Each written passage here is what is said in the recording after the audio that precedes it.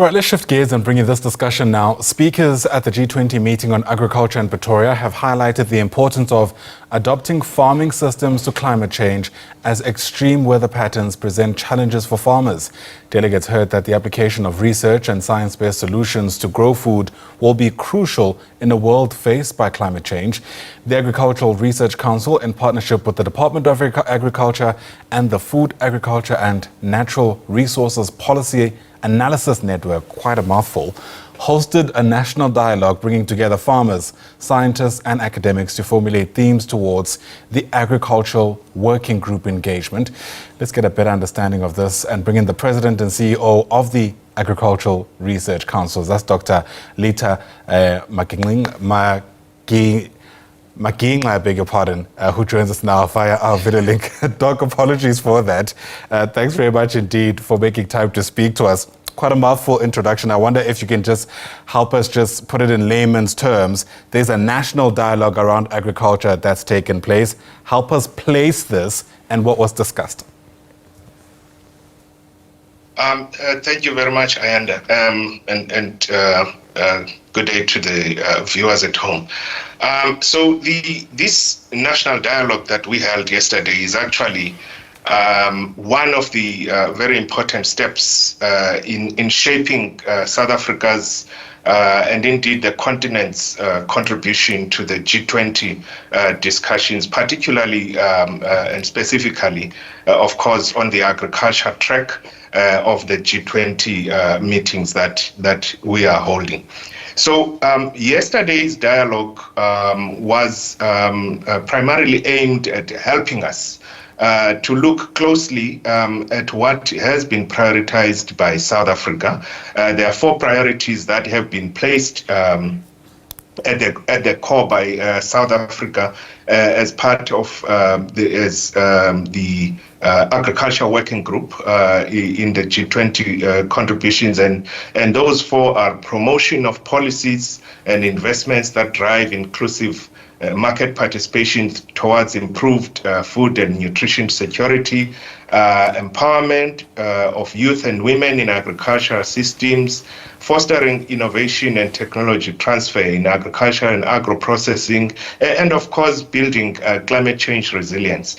So yesterday we took some time to then go through all of those, but also to look at what from a research perspective then could emerge as priorities for South Africa.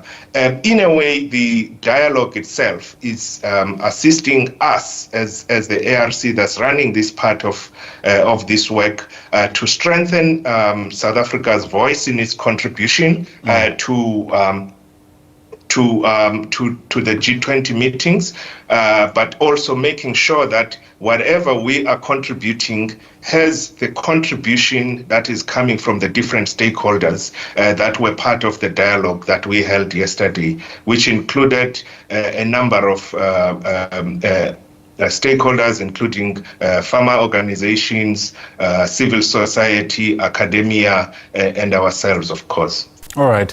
Help us then place what South Africa's standing is when it comes to agriculture within the G20 framework, because I know there's a meeting of agricultural chief scientists where I imagine there's going to be a whole lot of these insights being ventilated.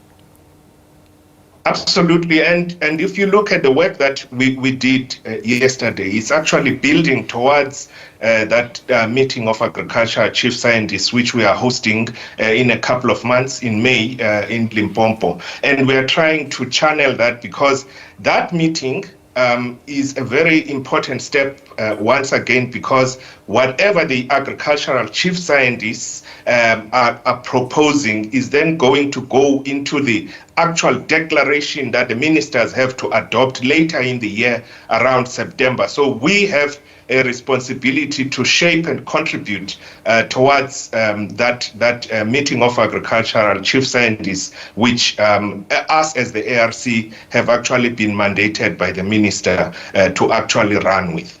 And do you have in your mind, Doc, what kind of declaration you're working towards? And I'm only asking this because I think sometimes it's easy for us to get convoluted in the technicalities of the discussions and not really have, really tangible outcomes that can have a material impact on farmers, for example, who might be affected by this? Absolutely, and that's why South Africa has actually looked at, what other countries have done before. What is it that we can, add as the South African flavor that shows how, we think about agriculture, how we prioritize, and that's why part of the, the priorities that we have come up with as the Agricultural Working Group includes also prioritizing participation of women and youth in our agri-food systems. But what we want to get to, of course, is, as you suggest as well, Ayanda, a declaration that is going to give us, concrete steps that has the flavor. And we keep talking about how do we make sure, and this was an observation even in the first agriculture deputies meeting which we had with the other countries, how do we demonstrate the Ubuntu element as well in terms of the programs that we are proposing. Of course, this is something that South Africa is not going to be, owning alone. It is a negotiated document. It has to appeal to all the different stakeholders. It has to have all the other countries that are part of the G20 negotiations to identify with what we are proposing. So we are very pleased with the priorities that we are putting on the table. And we are hoping that as we have started yesterday and continuing, and by the way, the consultations that are happening, as our president has said, this is not just a South Africa G20. So we are also conducting with, of course, with the support of FANAPAN, that mouthful organization that you mentioned, Ayanda. We are conducting consultations across the different sub-regions in the continent and making sure that we draw that, contribution, that input that is going to help us to come out as something that says, this is what South Africa wants, this is what the continent wants, and this is what they are putting on the table. And this declaration will therefore reflect the aspirations of South Africa and the continent. Yeah, of course, there's no overstating why this is important. It's directly linked to food chain systems, food security, which is central to our survival as a human race.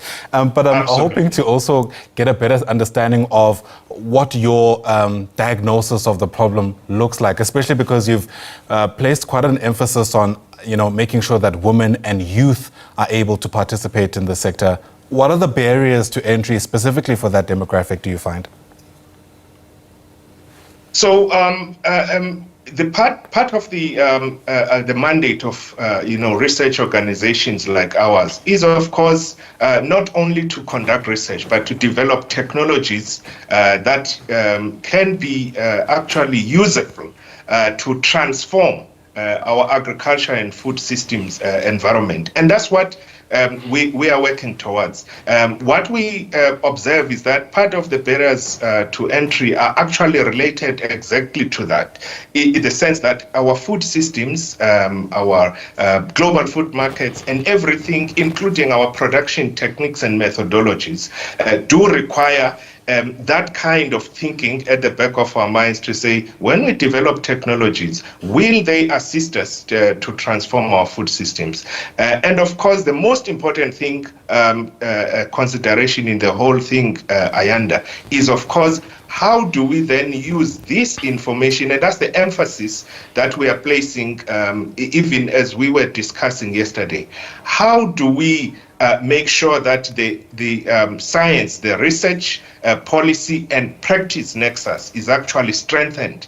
And that's where we are going to be able to then change and transform our food systems in order to lower these barriers to entry, make it affordable to farm commercially, make it possible to access the markets that are elusive to some of the greater population on the continent, make access to technology easy. And those are some of the things that we continue to work on. And those are the real barriers to entry if you look at our food systems.